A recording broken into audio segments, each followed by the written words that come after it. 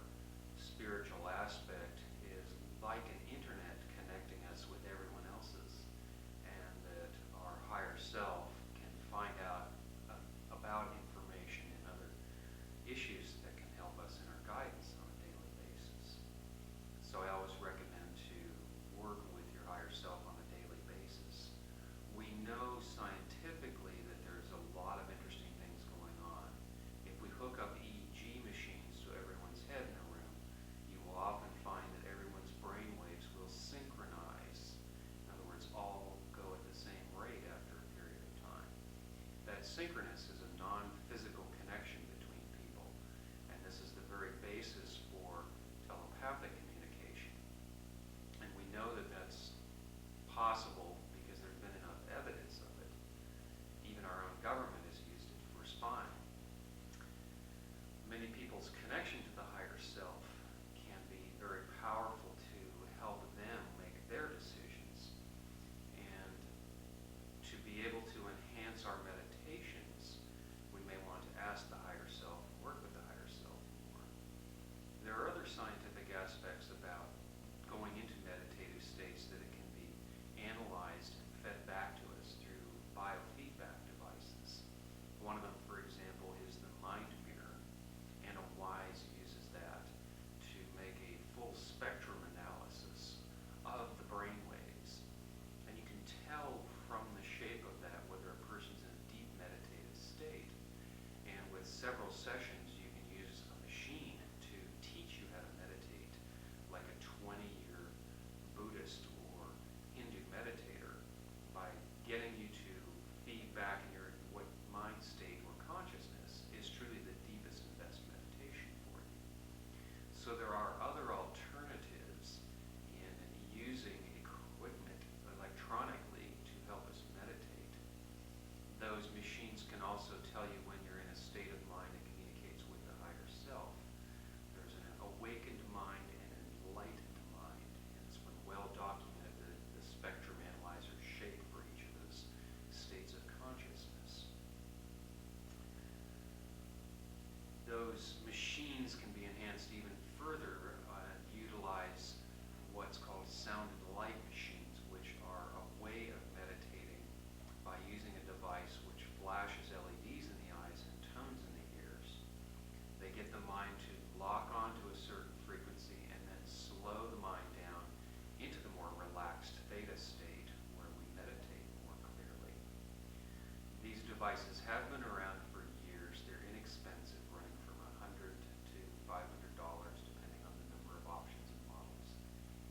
They're very useful. Again, they're described as Buddha in a can or meditation in a can.